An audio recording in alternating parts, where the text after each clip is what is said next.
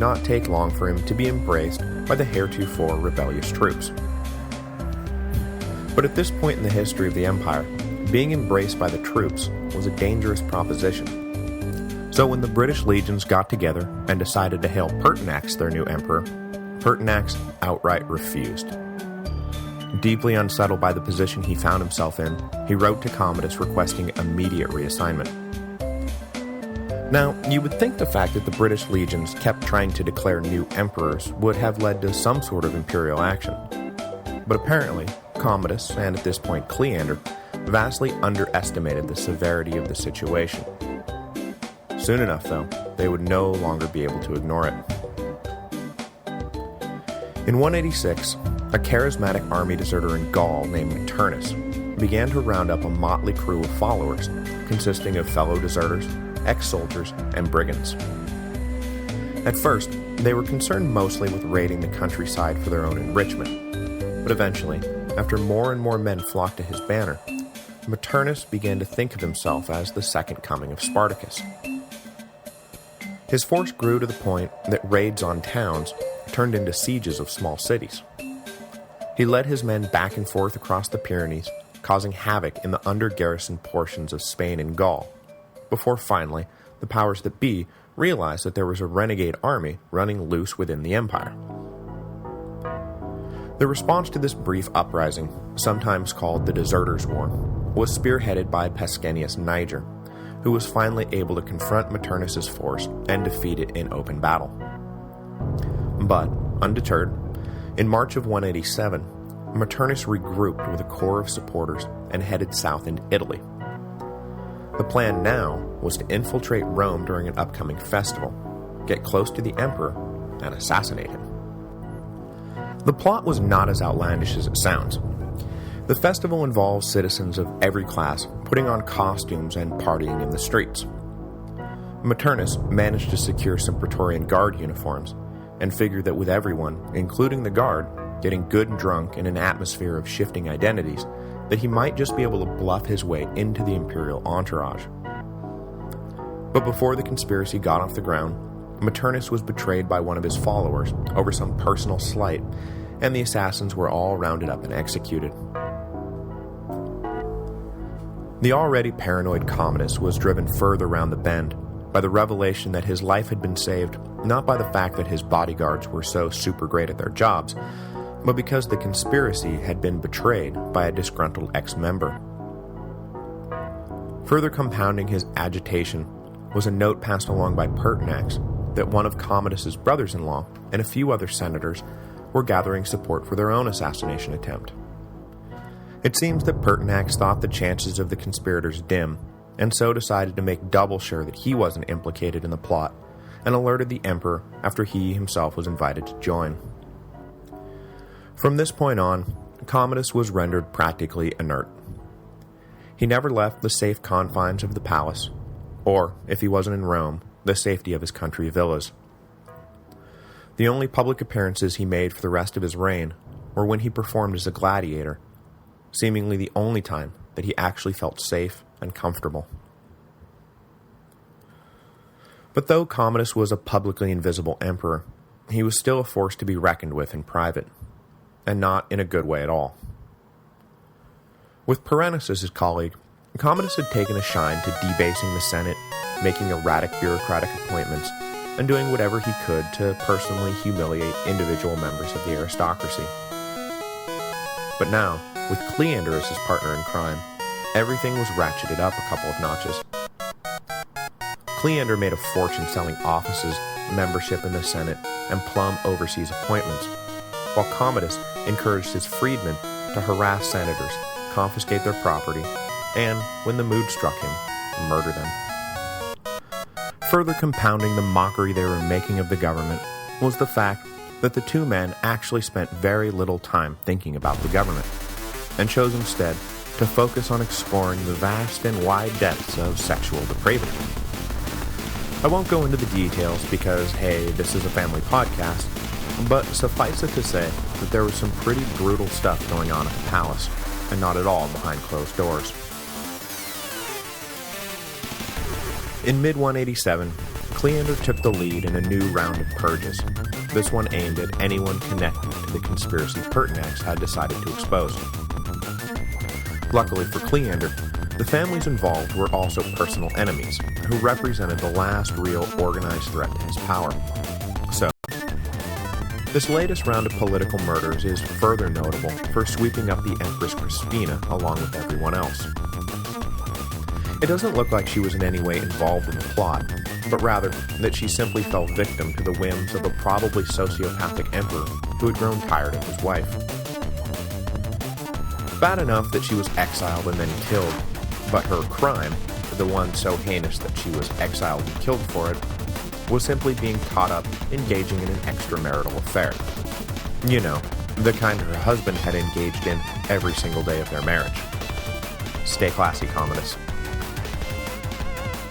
In 188, Cleander further solidified his grip on power by creating a new office that superseded the two Praetorian prefects, effectively putting him in charge of the Emperor's secret police. Up to this point, Cleander had controlled the guard much as Perennis had, by constantly hiring and firing the prefects so none of them could create enduring loyalty within the ranks. But having finally set the record by allowing one poor appointee to remain in office a mere 6 hours, Cleander finally decided that this was maybe getting a little ridiculous, that there needed to be some kind of institutional stability. What if the guard actually needed to do something?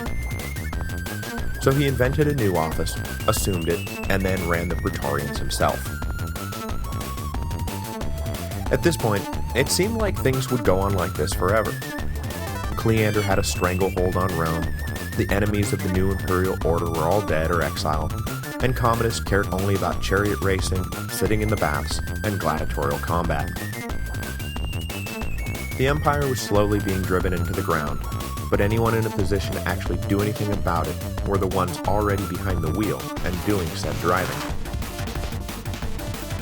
But as so often happens in these sorts of bloodily tyrannical quasi-police states, one minute you're up, and the next minute you're being airbrushed out of that photo of you and Stalin enjoying a nice glass of vodka together.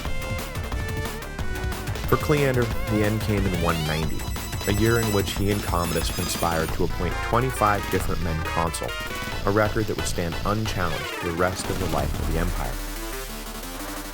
Remember when consulships were a sacred office that marked the prestigious climax of a long and distinguished career? Yeah, no one else does either. Included in that infamously long roll call of consuls for 190, though, was a man who was about to reach the new climax point for the Roman politician, Septimius Severus. In one of those classic, it's the economy stupid moments, Cleander's fall from power was precipitated by a grain shortage in Rome. Without a major crisis getting in his way, Cleander was able to more or less come and go as he pleased. But as soon as the grain stopped flowing, and someone needed to be scapegoated, well, that someone was naturally the man who had just spent 5 years lording over everyone how much power he had. The few active enemies of the imperial chamberlain left alive seized the opportunity the food shortages presented, and organized a very public display against the emperor's favorite at the one place the emperor was bound to hear about it, in the Circus Maximus. In April of 190 AD, at a set of chariot races, a group of children were given anti-Cleander banners and were snuck down onto the field, where they began shouting anti-Cleander chants. The hope was that if children were used, that the Praetorians wouldn't be able to just march out and club them all to death, and the trick seems to have worked. The crowd eventually joined in the chanting, and before too long they had worked themselves into a frenzy and marched out of the Circus Maximus towards the villa Cleander was staying at. Facing down a crowd of nearly 150,000, Cleander ordered the Praetorian Guard to move in and beat the mob into submission.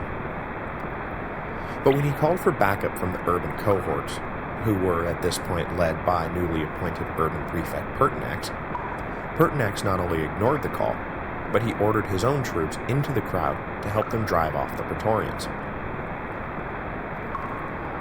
Cleander fled to the imperial villa Commodus was relaxing at, but as with Perennis, the emperor was more than willing to throw his favorite under the bus if that seemed like the safest course of action for Commodus.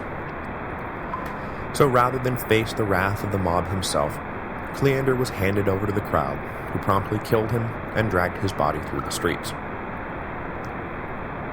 The fall of Cleander was accompanied by yet another round of purges, and anyone with a close connection to the dead Chamberlain found themselves added to the emperor's prescription list, rather than being asked to help draw them up. These are the times when you start to understand the appeal of a philosophy like Epicureanism, with its emphasis on leaving politics to those cruel enough and dumb enough to get caught up in it. During the reign of Commodus, you were either up and orchestrating the murder of your enemies, or you were down and being murdered by your enemies.